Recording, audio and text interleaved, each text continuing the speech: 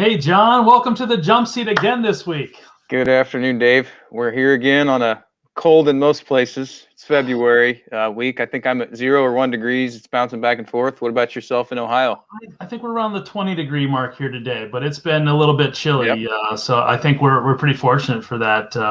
To all of you guests joining us here from wherever you are, feel free to chat out your temperatures. We'd love to know. I know we've got some folks up north in Canada joining us on a regular basis. I can't imagine how cold it is for you, but welcome to the jump seat. If you're joining in for the very first time, the jump seat, it's a weekly spotlight, bringing you key industry thought leaders, subject matter experts, as well as insight to new technology in the fire service, brought to you by myself, David Durstein, as well as my co-host, sorry, wrong way.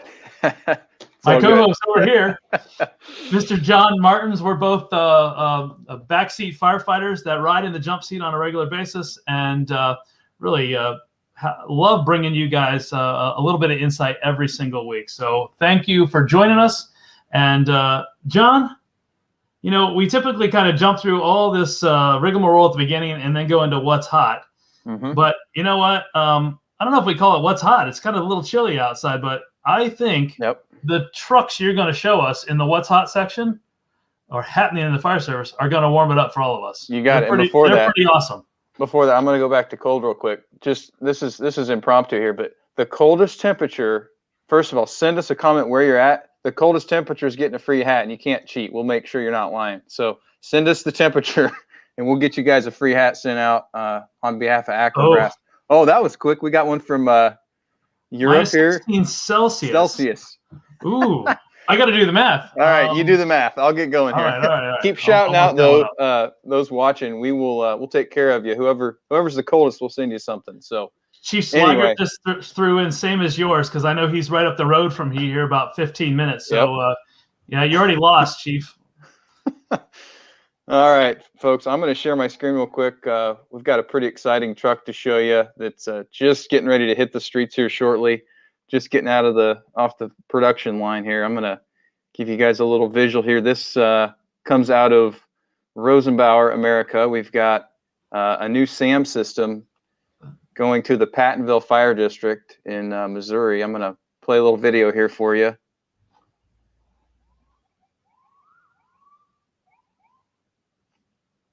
And this is a Rosenbauer EXT Crossfire chassis. Pumper. It's got obviously a hail pump on it, the SAM system, Akron monitors, and a lot of content that is now integrated through the SAM system. So a pretty neat rig. I'm excited to see this thing in the area soon. So they've actually got 2 rigs. Here's their ladder truck, and then I believe here we go. This is the pumper then here. So beautiful rig from Rosenbauer, as well as thanks to Sentinel Emergency Solutions for helping put this truck together. What a machine. You know, that I tell you what, they're both beautiful rigs. I can't wait to see them in service in Pattonville, and that'll actually be their 3rd set of SAMs. So we love to point out when a new SAM is hitting the street and other trucks are hitting the good old SAM Nation. So you know, Pattonville already has 1 truck in their fleet already. This is actually engine number 2, and then Aerial.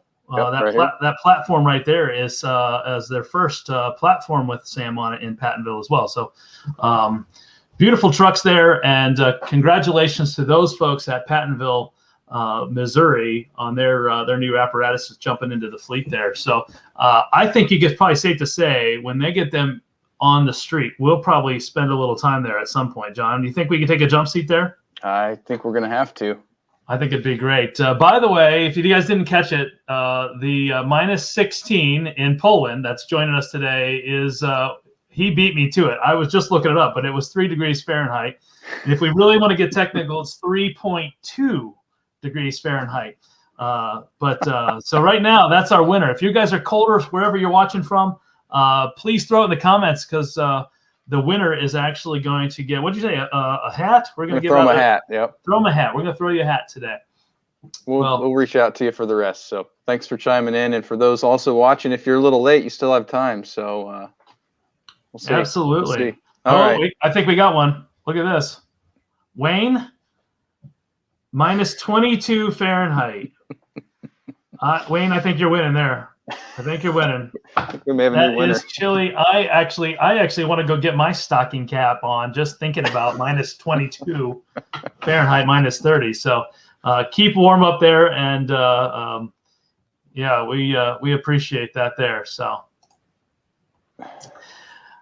All right, so John, we've got another great show today, and I'm kind of throwing out a little apology in advance because this show could go a little deep. It could actually take more than our normal half hour, and so we've always in the past tried to let you guys know in advance before we, in fact, jump into something and let it go along without you knowing about it in advance. But I think we've got an incredible guest today. And it's my privilege actually to bring to the jump seat Mr. Tiger Schmittendorf. Hey, Tiger, how are you today? Hey, guys, I'm doing great. Thanks so much for having me. Wonderful. We're glad to have you here. And so those of you guys who don't know Tiger, I'll let him tell you more about himself here in a minute. But we're going to do some top tips on recruitment and retention in your firehouse. And I tell you what, when you start looking around the industry and great experts to tap into the knowledge, you're going to find nobody better than Tiger here and his team that we're going to introduce you a little bit to here today. So, Tiger, you know what? Why don't you tell us a little bit about yourself and your background, and maybe even a little snippet on first arriving while you intro in here. Sure. Well, thanks, Dave. Again, thanks, Dave, John, for having me. I have 4 decades of service in the volunteer fire service. You can do the math on that. And but just passed my annual physical for wearing a SCBA for the 41st year in a row, and something I'm pretty proud of. But past chief officer of my own volunteer fire company. My first career, I spent 15 years in engineering and sales and marketing management. Before, as I like to say, I threw away a perfectly lucrative career to then make my life in the fire service. And it only took me 20 years into the fire service to realize it's really not a get-rich-quick scheme. So, yeah. For 20 plus years, I served the Erie County Department of Homeland Security and Emergency Services here in Buffalo, New York. I live in Angola, New York. It's about 20 miles south of the city. And there I served as the deputy fire coordinator, where I was responsible for recruitment, training, and mutual aid operations. Our county actually has 97 fire departments and over 6,000 volunteer firefighters. So it was a big operation, managed 3 physical fire academies, about 50 instructors, about 1,500 training events a year. And, I half jokingly say, while I was proud of the fact that, when I left, we were consistently bringing in 600 to 700 new volunteers every year. It didn't make me too bright because I was also the guy who then had to figure out how to train them all. So, but a great problem to have, really. And I think it speaks volumes about our community that we live in here in Western New York, that so many people would step up and raise the right hand and say, you know what, I'm going to serve. And I'm going to commit myself to protecting my community. So, in the Northeast, we're a hardy bunch, very resilient, but also hardworking and very dedicated. So, and then 3 years ago, last month, I had the opportunity to retire from government. And I was retired for, I think, well over a day. Before I signed on as the Vice President of Strategic Recruitment Retention Services for First Arriving. And we're a full-service marketing team headquartered in Richmond, Virginia. And we're currently managing, assisting, and coordinating the recruitment and retention efforts for upwards of 100 different fire departments around the country simultaneously. So you just said you said recruitment and retention. You didn't just say recruitment. So tell me, no, I didn't. Those two go together from what I hear. Why don't you tell us a little bit about how that integrates and why? Sure. And, I say this all the time, and it's a great point, John. I have a good friend actually not too far from you, Dave, Candace McDonald, a fellow firefighter from your state. Candace's focus is on retention, and mine is focused on recruitment. And we have this kind of boxing match back and forth that we do on those subjects. But we both acknowledge that really those two terms are so interdependent that we simply can't talk about one without the other. You know, if you don't have good retention, it's going to affect your recruitment efforts. And if you fail to recruit new blood into your fire department, it's definitely going to affect your retention as well. So they're interconnected, they're integrated, they're interdependent. And we have to look at the big picture of both of them all the time. Wow. You know, that's something, what inspired you to hone in that area? Was it particular event, something that one of the departments you'd worked with, or what drove you down that path to focus in on? Well, it's a great question, actually, John, because my specific, interest in and dedication to volunteer recruitment and retention actually goes back 3 decades, when my best friend growing up next door, John Lattimore, a young fire chief of our department at the time, asked me to go to a county meeting on recruitment and come back with some ideas. So I go to this countywide meeting. There's about 75 people in the room. I came back. I put together a 15-page field action guide with grand dreams of recruiting 5 new members over the next 12 to 18 months. And pretty conservative, you know, on a department that had 45 members at the time. And I go to the next month's meeting, and there's 125 people in the room, and everybody had my plan in front of them. And I say that's either an aha or a uh-oh moment, depending on how you look at it. But despite our very, what I thought, conservative goals of just recruiting 5 new members and bringing 5 inactive members back to active duty, we failed miserably. Instead, what we did was doubled our membership from 45 to 90 members in 4 months' time. Doubled. Doubled. Wow. Yeah. Now, in our defense, nobody could have ever predicted that level of success. But I can tell you that it was one of the greatest learning opportunities for me, not only as it relates to recruitment and retention, but in life in general. And imagine being a part of any organization that doubles in 4 months' time. What if your organization doubled in 4 months? What might be some of the challenges?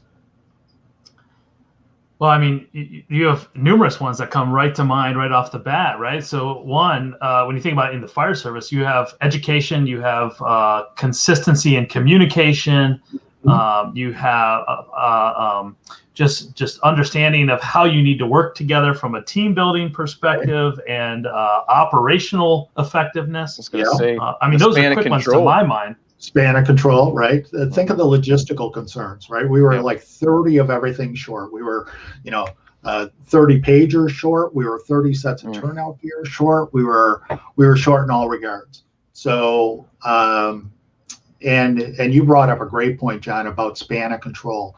So if you think of a typical fire department organizational chart, looks like this, right? Top-down organization.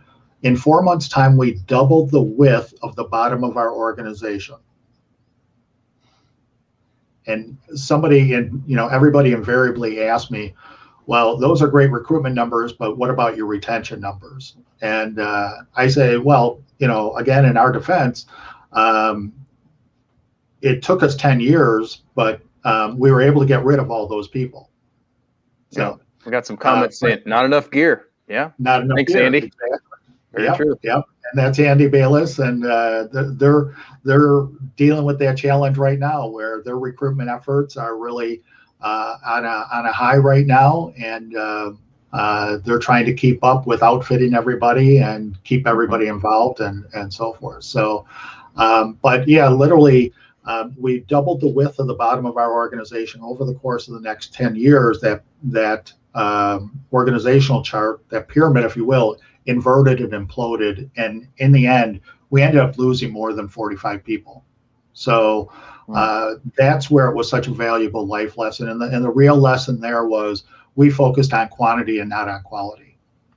But the other important message was our span of control got out of control, right? We didn't have the middle management in place to not only take care of the operational needs, the physical needs of those people, but also the mental and emotional needs of all those people as well, right? How do you take, double your organization and infuse all those personalities, and what does everybody come with, right? Everybody comes with baggage.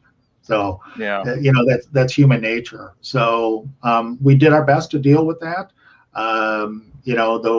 Unfortunately, over a long span of time, the outcomes were not as good. But as a result of that, also we take a much different approach. I call that a shotgun approach to recruiting. We use what I like to call a sharpshooter approach. So we're targeting. Real quick. Oh, sorry if I interrupted. It made me think real quick of set the fire service aside for a second. There's been different businesses or real innovative products that have done really good, and then the company grew so fast it just completely fell over. The lead times went up, the quality went down, the people, right? All that was great was no longer there. And while different, it's kind of the same a little bit in what you're saying of what we have to watch out for with that rapid growth and just sheer quantity. Yeah. Absolutely. And it's, I share a document, I call it my 10 commandments for recruitment and retention.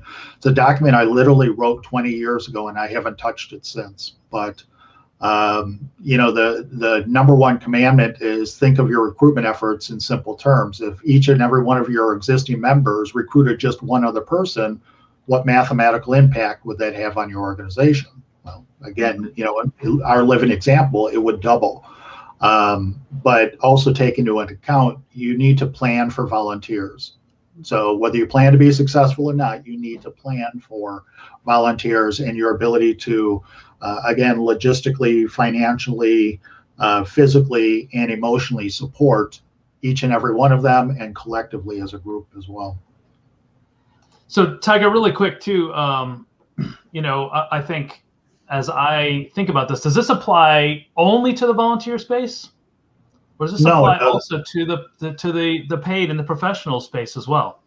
Yeah, absolutely. And it's, growth has to be managed, right? And the culture of the organization has to evolve, if you will, based on the people who are in it, the people who used to be in it, and also the people who are coming into it. So you definitely need to be able to plan accordingly for, again, all those same aspects, not just looking at the physical being of the person that's coming into the organization.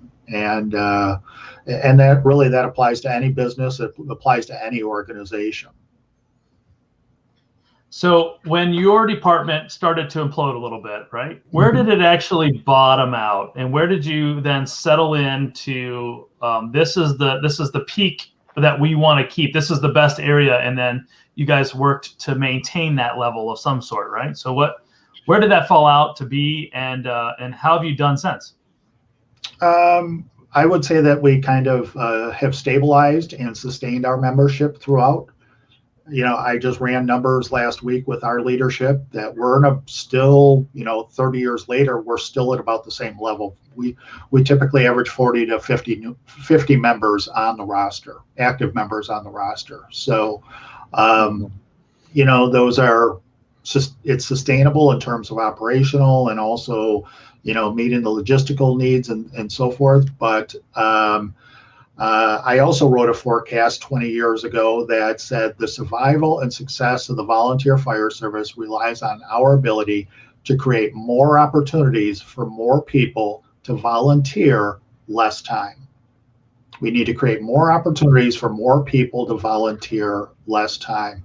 And I say the math of that today is the job that used to take 10 people, 10 hours a week to do, now actually requires us to recruit 20 people who only have 5 hours to give you, right? Because that is the harsh reality of today's society and, everything else that people have going on in their life. So, that's good news in a way in terms of how to manage, but it's also bad news to recruiters who say, wait, you just told me I have to recruit twice as many people to get the same job done. It's a harsh reality if you want to be sustainable. Wow. And I think if you actually, those of you who are familiar with the U.S. Fire Service numbers too, I think over the last 5 years, we've seen about a 15% reduction in the number of volunteers. And Tiger, correct me if my numbers are wrong, because I'm doing this from memory from some research that I've done here previously, but I think it's about 15% reduction in over the last 5 years of the number of volunteer firefighters in the U.S. Sorry for those Canadians and those from afar, but I think that's a prime example of that need. That hey, you need to recruit twice as many because it's going to require more to get the same amount of work done. Sure. From a time commitment. Yeah. Definitely. And one way to combat that is you look at all the jobs that need to be done in a volunteer fire department. Quite honestly, 75% or some, rough number thereof, the majority of, that have nothing to do with putting apparatus on the street, right? It's all the behind the scenes. It's all the business stuff. So how can we diversify to survive? Diversifying our workforce in terms of, do we, adequately represent the communities that we're serving? That's one type of diversity, but also diversifying, basically breaking up the workload and allowing people to be good at a few things instead of poor at a lot. Because the, tradition of a volunteer fire department is, when we need something done, who do we give the job to? The busiest person, right? We just keep throwing hats on the rack until their neck breaks, right? Proverbially. And we render them ineffective, and it's not fair to them. It's not fair, and it's not sustainable in the organization as well. So that's one thing that I'm very big on, and that is something going back to 1990 in our first effort. One of the reasons we doubled our membership was we blew open the opportunities that we had available. So it used to be, you came in as a firefighter or you didn't come in. So we reworked our classifications. You could come in just do firefighting, or you could just do EMS. Here in New York and some other northeastern states, we have fire police, folks who do traffic and crowd control. You could come in and do just rescue. We had a fast team. We had a water rescue team, so you could specialize in those areas. Or we created a new form of membership, what we called at the time corporate, then became associate, and to align ourselves with the national program through the National Volunteer Fire Council, we use the term Fire Corps. So, and in a nutshell, I say we bring in Fire Corps members to do all the stuff that we as firefighters didn't sign up to do, right? Still critically important jobs to the overall operation of the department, but no volunteer firefighter joins a volunteer fire department with aspirations of one day being bingo chairman, right? Or roads and grounds. Real quick, had a comment come in from Wayne. He said, over the 40 years as a paid on-call firefighter, there have been folks that had great intentions of being a firefighter. A lot don't realize the commitment and training. Everyone has to be involved in some form of responsibility. So it's kind of like a little bit what you're saying, having specialty areas or a focus area maybe where somebody feels drawn to, or where they can really carve out their niche within the organization. Yeah, definitely. And I also think it lends itself to a whole nother conversation of a conversation that I offer. I don't want to call them classes or courses or anything of that nature, but when I share conversations, and one of them is titled "From the Xbox to the Box Alarm: Connecting Today's Firefighters," and it's all about connecting generations when so many people are only focused on the gaps. But I tell people plainly, if you take absolutely nothing away from the Xbox conversation, remember this one thing, and that is the greatest expectation of today's generation is to be given clear expectations.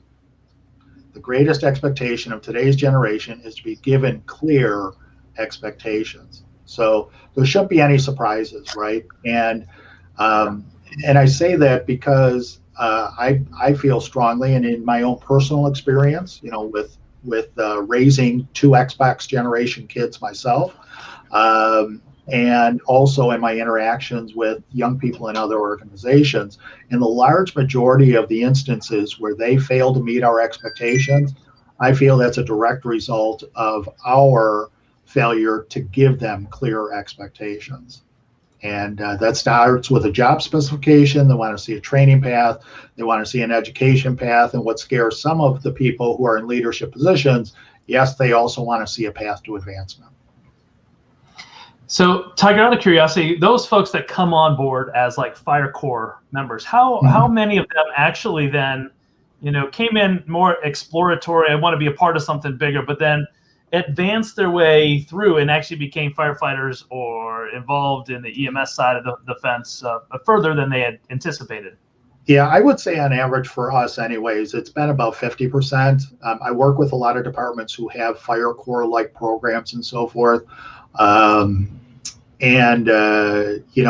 them, it's probably even higher in some instances. So it's a great way to introduce them to what we do, give them an appreciation, respect for it, and then, as I say, give them the bug, right? Because once you get the bug, you're done, right? We got you. So, growing up in the fire service, I always said I wasn't going to even get close to the bug, and somehow it got me, and so my life is completely engulfed in firefighting in all aspects. So we totally know how that works, and I know from your story you do as well. So Tiger, I mean, so when I think about recruitment and retention, if is there just like one thing that is going to make the difference in recruitment and retention for these departments and these folks joining? Well, for many of the folks, I sympathize with the fire chief or fire department president who says, well, if I had more people, I could free somebody up to focus on recruitment and retention. But what they're really doing is losing sight of the fact that if you focused on recruitment and retention all the time, the possibility actually exists that you could end up with all the people you need to do all the jobs that need to get done, right? So in those instances, I say if you do this just one thing, you might be successful, and that is start. Many people just don't know where to start, right? So it's getting off dead center, it's doing something, and it's keeping at it. It's keeping what I call an all recruitment, all the time attitude. And that starts with another attitude adjustment I call treating every single imaginable public interaction as a public service, public education, public relations, and a recruitment opportunity. And if you think about it historically, we've done great at, we've mastered public service. We're getting better every day at public education. Our public relations is enviable to every other industry, but on a large scale, we've just lost sight of the fact that those are also great recruitment opportunities. And maybe the person you're talking to isn't the person who's gonna raise their right hand and get in turnout gear, but the 80-year-old man or woman are great influencers, because what do most of those folks have?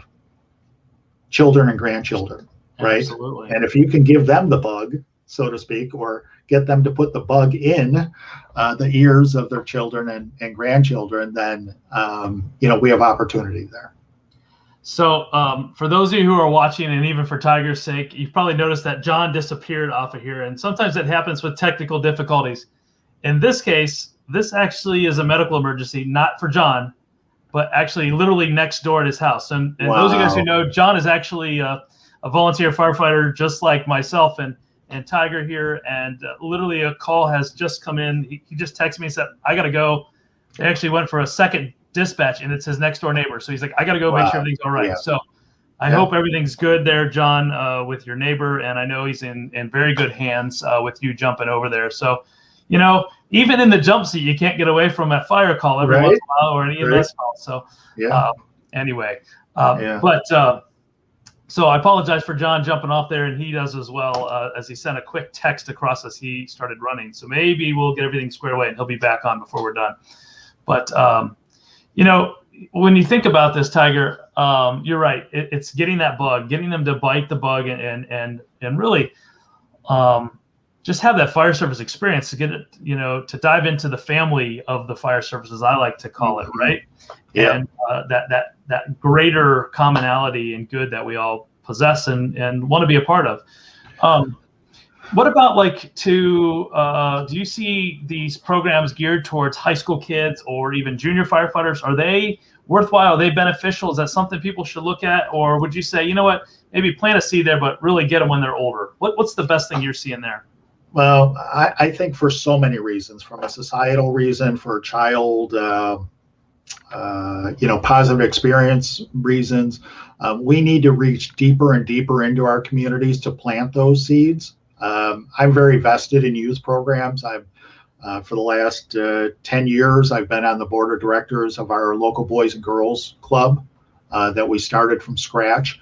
And because my theory is if we build good citizens, they're going to come back to contribute to our communities. And if I do my job right, I'm going to set them on a clear path from, say, the Boys and Girls Club to scouting, to exploring, to our volunteer fire service. And I refer to that effort, if you will, as simply creating a farm system for our volunteer fire service. So, and I'm a product of that. I was my department's first ever junior firefighter. How old were you? I was actually 17 when I joined, but I'm blessed with the fact that the chief at the time is still driving me to fire calls since I was 14 years old. And he's our primary driver. I actually just got appointed to an officer's position, so I'm riding the seat more often. And what a treasure and a blessing that is that I still get to ride to fire calls with them. But it was a result of myself and two other neighborhood kids, John Latimer, who I mentioned earlier, and Doug Milks, my next door neighbors. Whenever the fire siren would go off, we'd run to the end of the street. The chief would pick us up and take us on calls. And I think we kept going to more calls and probably doing more than we should have been. And either for our protection or theirs, I never got a straight answer, but then they created junior firefighters. But in the last 30 years, we have documented that at least one and sometimes all three of our fire chiefs first started as junior firefighters or explorers. So to me, that's enormous, testament to the value of investing in your youth, invest in your future. I think that's a great thing. And actually, you kind of made me even reflect on some of my early years as when I joined the fire service. Ironically, time flies when you're having fun. I think you said 41 years, Tiger, and I'm at 23. But still a great young kid who is now a firefighter at the time. Now he's a firefighter today, but at the time he was, I think, an 8-year-old boy. And actually happened to be the fire chief where I was volunteering in college's son. And so he grew up in the firehouse. He knew the firehouse, right. And he had a direction he wanted to be a firefighter. But there was several of us college students who were hanging out at the firehouse one day, and the chief said, "Hey, can you guys watch him for a minute? Watch Jake." Jake's his name. And so I said, "Hey, watch Jake." And lo and behold, we get a typical box alarm type call to the college, and all of us look at each other and say, "Well, who's going to stay with Jake?" And of course, Jake, by the way, I should probably tell you, he's probably got more gear than any of us ever had in our career by 8 years old. And probably knew more than you guys did at that point. So. Probably, yeah. Right? So we're like, "Jake, just get your gear. Come on, let's go." And we took him on his first call. It was a simple ride along. It wasn't a non-emergency response too, but it was one of those things of setting the groundwork early because in his case, him and a lot of his friends just followed along because that's what they knew, and that's what they got to see and experience that at a young age. Hey, we had a couple questions that just have come in here as well from the field. So one is, how important is it to make someone feel welcome? I'm assuming that's when they're first joining the department there, or you're bringing them in for the first time? Well, it's everything. I mean, you just mentioned the situation where you have somebody who grows up in the fire service and they've never known any different, and they're kind of born into the culture and the tradition of it. But not everybody is that way. So how do we take people who don't have the bug yet and give them the bug, right? Again, talking about diversity and inclusion and so forth, diversity is an outcome of inclusion, and inclusion simply starts with being a open, welcoming, and most importantly, inviting environment, right, to your fire department. Whether the intent is that they will eventually be a member or just a supporter or an advocate or just a friend of the fire department.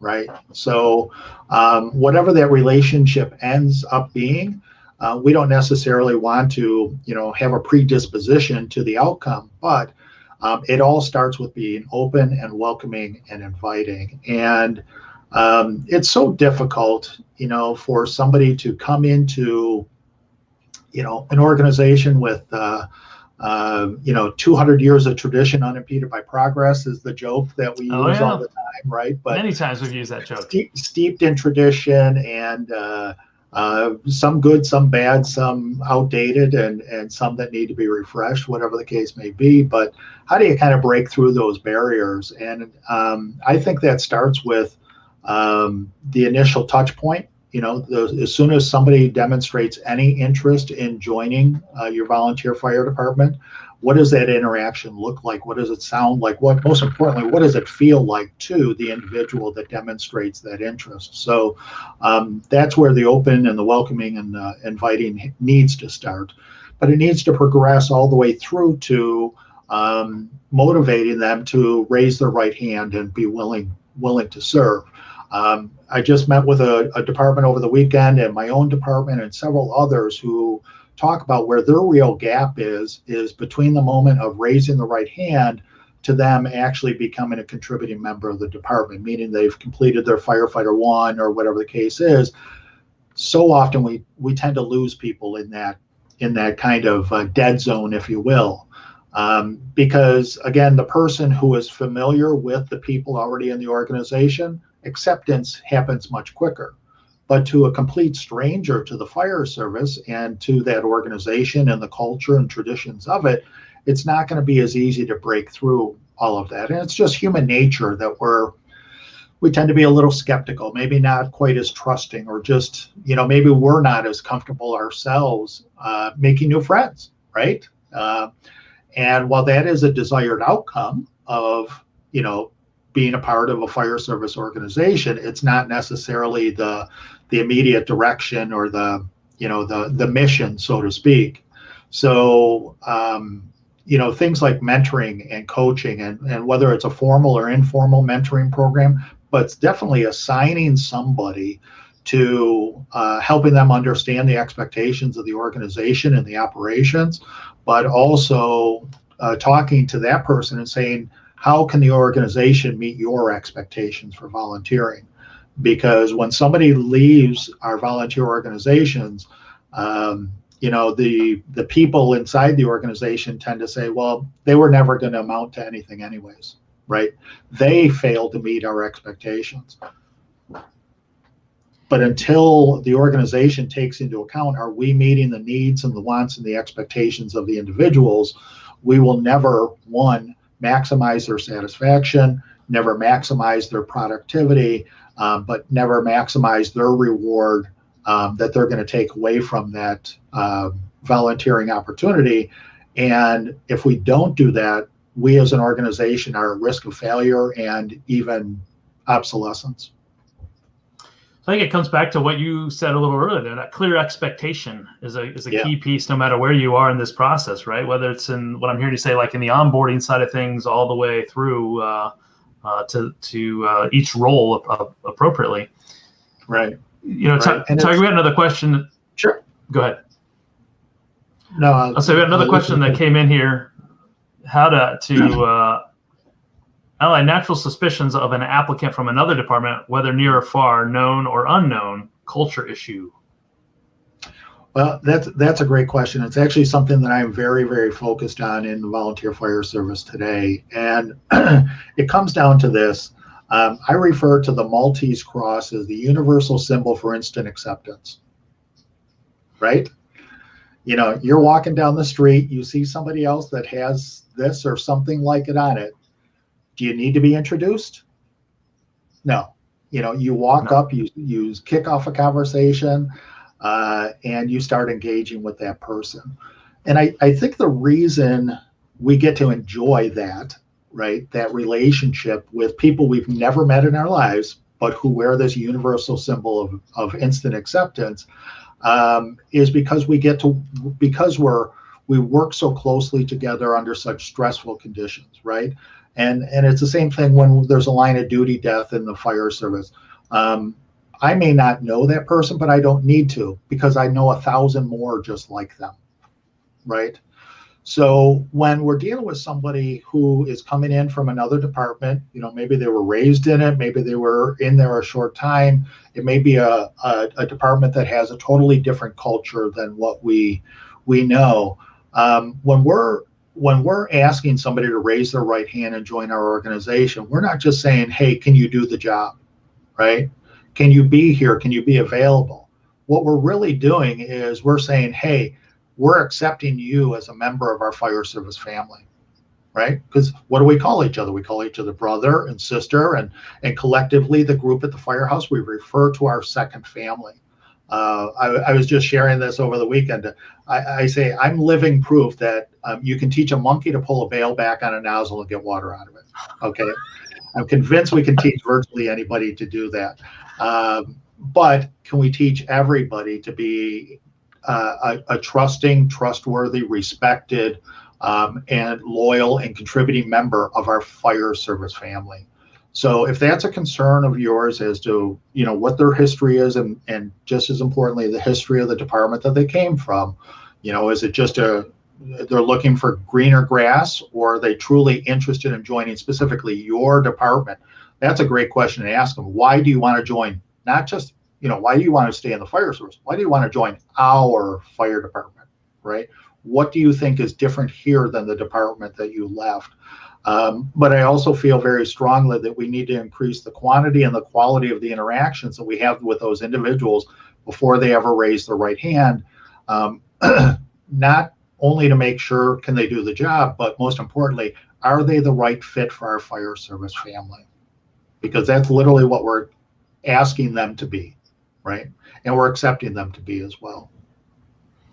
Yeah, absolutely. And we mentioned the family a lot in here, but I think it's a big piece of the puzzle there. And actually, Chief Swigert just threw in here. That's the first question in our interview. Why Rittman? Right. Rittman, Ohio, from where Chief Swigert's at.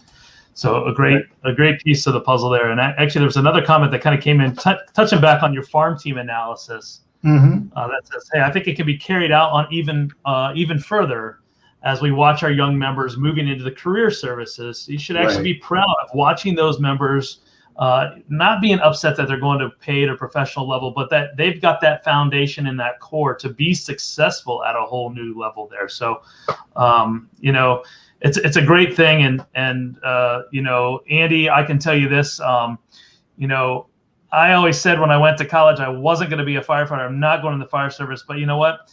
That first department that I joined when I was in college, and I decided to take the bite of the bug, I still have a strong loyalty to this day, and a lot of respect. And I think a lot of it was exactly that, because a lot of those guys that I went and started college with, actually one of them that came out of there is now the assistant chief of the Columbus Fire Department. We've got another that's a lieutenant in Columbus.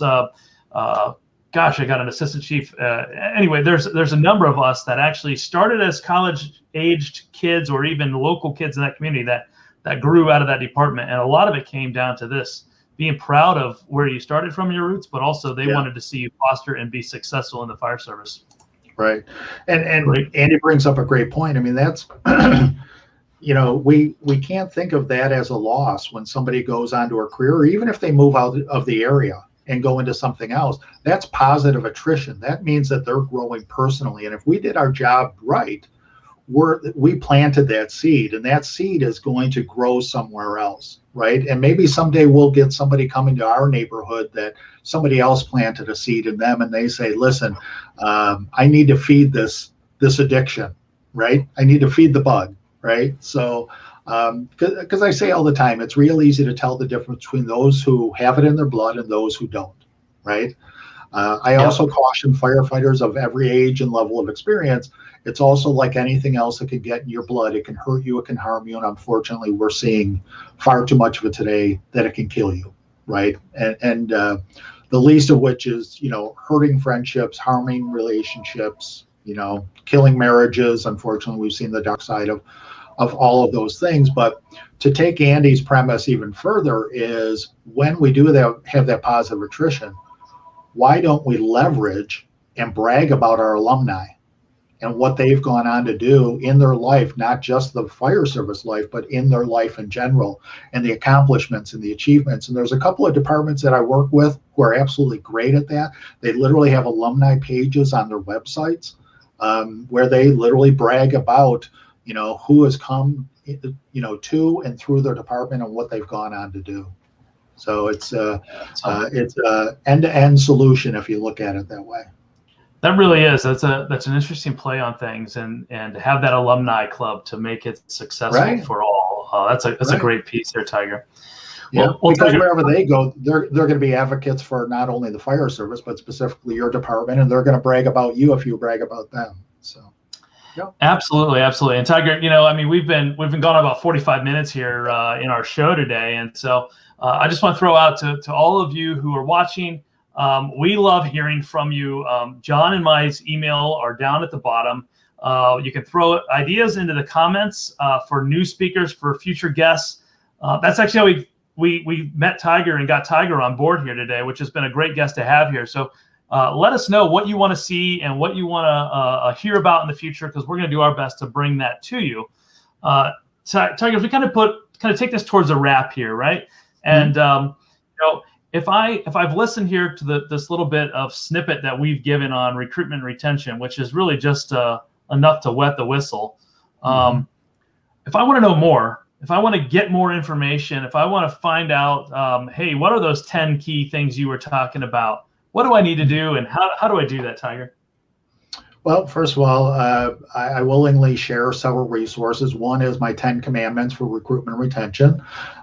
So if you reach out to me via email or other means, I'll be more than happy to share that with you. We're actually building what I call a recruitment HQ as a part of our firstarriving.com site, which is the intent is just to be a clearinghouse for resources related to recruitment and retention. Some built, by our subject matter experts and the experienced people in the field, but also culling resources from other locations and folks, but bringing it all together to help people understand the big picture of what it takes to have a comprehensive recruitment and retention program. Because, I say bluntly in my conversations with fire chiefs and department presidents and commissioners and so forth, if you're not focused on recruitment and retention, what are you focused on, right? Because none of that other quote unquote stuff matters, right? The apparatus, the equipment, the facilities, everything is 100% useless without the proper quantity and quality of people to make it work. Because at the end of the day, strip away all the roles, responsibilities, and responses that we run to, we're in the people business. Everything we do is for people, but everything we do it with people. And that's the part we need to concentrate on to make sure that the for people part is taken care of to the best of our abilities. So please do reach out to me. I collect websites like some people collect fire memorabilia. TigerSchmittendorf.com is my flagship site, kind of my longer form feature writing of my experiences, my life in the fire service and in life itself. FireRecruiter.com, which is a free clearinghouse for recruitment retention resources. TrainYourReplacement.com, which is a placeholder for where I share that it took me too long into my career to realize I've only ever had one job in the first place, and that is to train my replacement. And then also something I'm also very, very passionate about, and that is SoldierFirefighter.com, which is all about connecting veterans with the volunteer fire service as a means of addressing both our quantity and our quality issues, but also so much more than just a low-hanging fruit solution for the volunteer fire service. I'm convinced we can save lives by welcoming veterans and their families into our fire service family. And of course, firstarriving.com, which was where you can find everything else you need when it comes to resources. Perfect, Tiger. Well, thank you so much for being with us on the jump seat. I'm actually getting some technical difficulties. I don't know if you can hear me right now. I can hear you. You locked up a little bit for a second there. You might the video and audio is back on track though. Okay, good. Well, that is good to know because my feed is not back up on my end yet. So, oh, there it is. It just popped back up. So, I actually was experiencing some technical difficulties throughout. So I was hoping it would work through the end. I don't know what's happening with my good old internet, but that's the fun of live broadcasts in the internet. But Tiger, thank you so much for joining us here today on the Jump Seat. We really have enjoyed having you here. And for those of you guys who want to know more, Tiger's email is here at the bottom. You can also get him there at firstarriving.com, which is now at the bottom as well. So feel free to reach out to you. He'll send you those 10 key facts. And Tiger, thank you so much. If you hang on, I'll be right back on as I wrap up the end of the show here. So I'm going to drop Tiger out. And thank you again for being in the Jump Seat, Tiger. Thanks for the opportunity. So for the rest of you, thank you very much for tuning in today. I think Tiger did a great job. And like I said, a true expert when it comes to recruitment and retention in the fire service. I hope John is doing all right and helping take care of his neighbor as it came out on an emergency call next door. And he had to jump out of the jump seat today. But I wanted to kind of give you a little forecast for next week. We have got another incredible guest. If you haven't heard of Toot Lee, or if you do know of Toot Lee, you got to come join us. We're going to do a little bit on the extrication world as we jump in there next week. Toot comes to us from North Carolina, Beaver Lane Fire Department, Fire and Rescue. And we're going to do a little bit on modern technology or modern cars, the late model vehicles, and cutting rams and even reciprocating saw blades and the impact they have and the success rate on these new vehicles out today in the extrication world. Thank you all for joining us here on the Jump Seat today. As always, we ask that you share us, you like us at the bottom of the page. Wayne, coming to us from Saskatchewan, I think you won, my friend. I don't know anybody else has actually come in with anything close to the minus 22 degrees Fahrenheit in the temperature game that we threw out there. So, Wayne, John and I will be reaching out to you here soon to make sure we get your address and get a hat on its way to you. In the meantime, we probably should make sure it's like a stocking or beanie cap so that you can stay warm up there. So stay warm, my friend. Thank you all for joining us in the Jump Seat. We hope to see you again next week as we have another great show. Thank you.